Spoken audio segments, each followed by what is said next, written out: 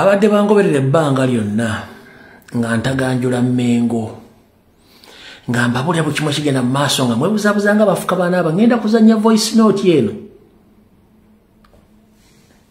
bwe mala ogizanya ombuulire ebintu ebyo nabyogera oba saabyogera saagala kwegamba nti bintu bino tembiwulirangako bwe mala okuzanya voice note eno njala muwandiike mu comment section ebiri mu voice note eno nabyogerako oba nedda kuba eddoboozi lyange mulimanyi eddoboozi si lyange la radio y'e Kampala ne byayogera njagala owandiike nti nabyogerako oba nedda then mujja kakasa wulira bulungi nnyo okufuula Katikkiro pulezidenti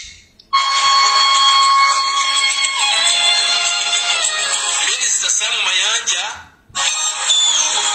avuddeyo n'ategeeza nti waliwo enteekateeka ezikolebwa abakulu e Mmengo okufuula Katikkiro Charles Peter Mayiga pulezidenti w'eggwanga lino addako era alabudde n'agamba nti puloti eno eyinza n'okuleeta obuzibu naye nti kifumbibwa okusinziira bino bya minisita agambye nti kifumbibwa abakulu e Mmengo bagenda maaso n'okuba nti bateekateeka Katikkiro Charles Peter Mayiga abeere pulezidenti w'eggwanga lino addako abijjawa simanyi naye yabyogedde yabiwandiise okusinziira ku kiwandiiko kyafulumizza minisita Sam Mayanja amanyiddwa nnyo mu kwogera ebigekenike eri obwakabaka ategeezezza n'agamba nti amazima gali nti Mmengo tekyali focused only on culture tebikyali ku bya culture byokka okusinziira ku Mayanja agambye nti Mmengo is no longer just focused on culture n'agamba nti abasajja bali mu kuzimba a strong political basis nga bakozesa radio TV Buganda Land Board ne Majestic Brands bazimba political base Mayanja ategeezezza bw'otunuulira institutions eza Buganda akaseera kano okusinziira ku Mayanja video ngikomye wano oba Yoseriti Bahabulwa Nyandwe apulaninga okuddamu okusinkana abamu ku battaka ba Buganda. Nyandwe Yoseriti Bahabulwa apulaninga okuddamu okusinkana abamu ku battaka ba Buganda. Kiki ekyagala omubasinkanya? Kiri politically motivated lwaki? Alowooza abattaka bano bajja kwogera n'abazzukulu baabwe mubasale pulesa bawayo Yoseri omukisa omulala okuzza laavu mu Baganda. Jajja wenna gwe naategeera nti wagenze wa Nyando Yosoferi meeting nebange badde mu kigango kyawe jajja nja kukalakata mpaka emizimu kuvaako egy'ekika.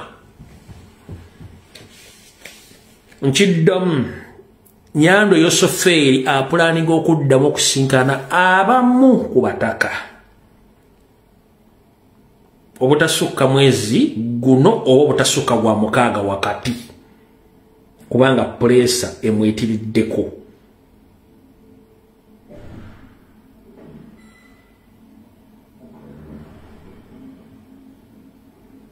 Naye yenna omutaka gw'ensiramu okulanga sinkanye Yosoferi Nyandwe nja gifuna information nja baboogerako wano tujja bakalakata mujja kuwombebwa. Bazzukulu bali mu kuttibwa bali mu kuwambibwa buli kimu kigenda mu maaso mu ggwanga Moses nja kukalakata n'emmandwa ze twakusigira ez'abazzukulu mu kika munooba tujja kukalakata n'emmandwa zijja kwamukako.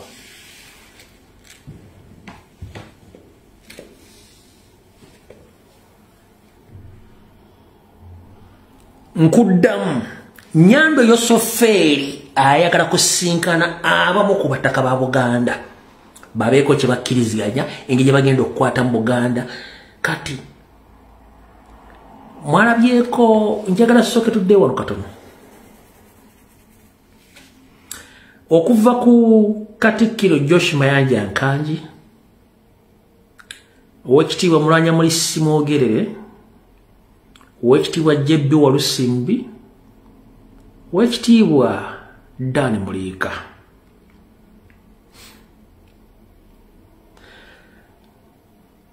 N'Oweekitiibwa Sendawula wali awo naye yali caretaker Sendawula. Oweekitiibwa wali awo Sendawula yali caretaker.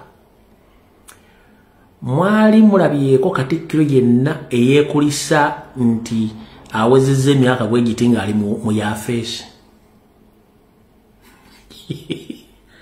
Mwali yuka walolabyeko omukozi yenna nga celebrating okumala emyaka gyonna mu kampuni nga ali celebratingira mu kampuni.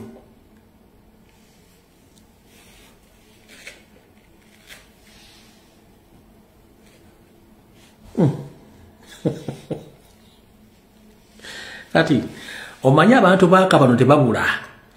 Ali nagambanga weewalanga nnyo omuntu eyeefula nti yasoma naye nga amagezi amazaali yagaleka waka. Omwami yekulisiza mbu emyaka 12 ng'afutubadde ku Mmengo egy'ekiyaaye.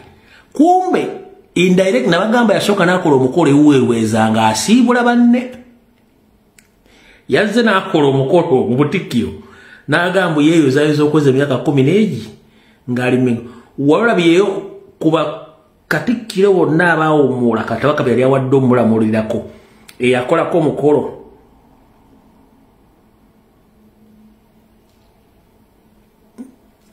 Akabano kano tekeebulizaayo, akabano keegulumiza, akabano keeteeka ewalaba, akabano kamanyiira, akabano kassa wansi. Omwami ono bw'ati bwe yabadde. Mulabe bwe nali nfaanana luli. Luli nali muto naye kaakati nkuze. Nange nalina ekirevu yagala kufaanana mukoddomi wa Godfrey Olakira bino ebyabatume. Oba kano ke kalimu simanyi.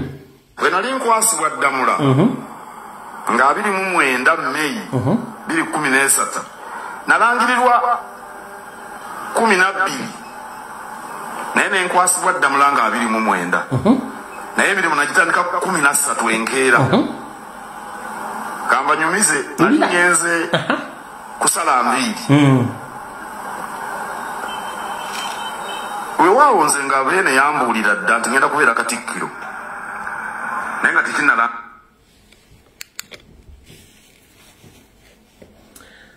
Weewaawo Beene yali yambuulira dda nti agenda kubeera Katikkiro. Oba mpeeyo omutwe gwange guno, oba mpeeyo omukono ki simanyi.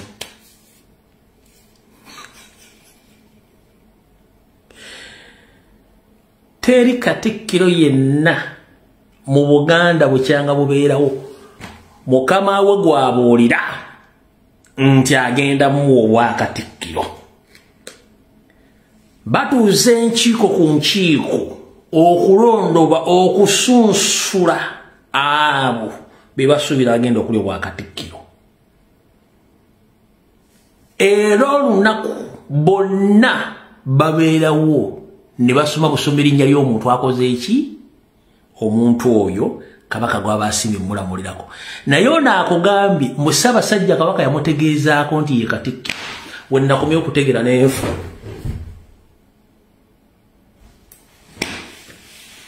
We nakomye okutegeera.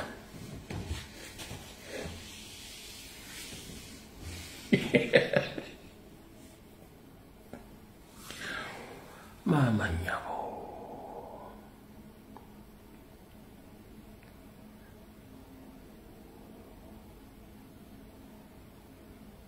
We nakomye okutegeera n'enfa.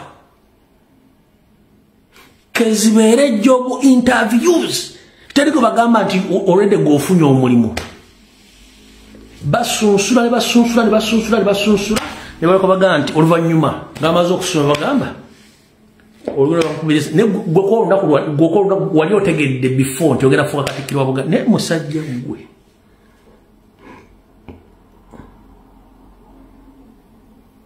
njagala bakwatira omuyaayo ono omanyi bano abaaka bano beerabira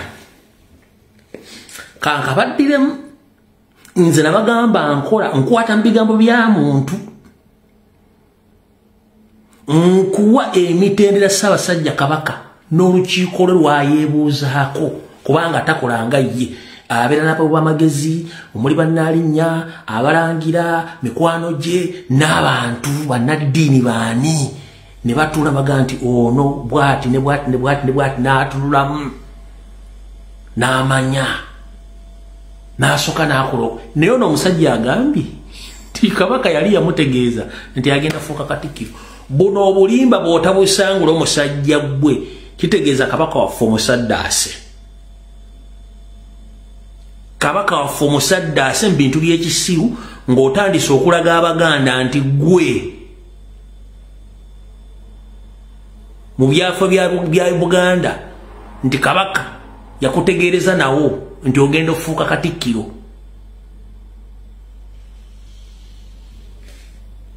Kankaddemu katono njagala okawulewo njagala okatukomaawo kambanyumize nali ngenze kusala mbiri weewaawo nze nga beene yambuulira dda nti ngenda kubeera Katikkiro naye nga tekinnalangirirwa mu butongole lwalunaku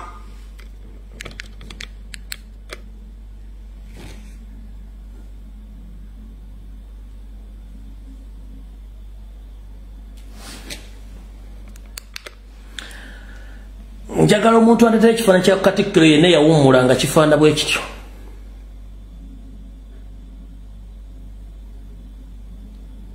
Nga kifaana bwe kityo. Bakatikkiro bonna abaawummula baabeeranga n'abasirikale ab'ennono nga bali mu mbugo era babakingirizanga n'amafumu. Njagala ondeetera ekifaananyi kya Katikkiro yenna eyawummula ng'alina ekifaananyi kyefaananyirizaako n'ono.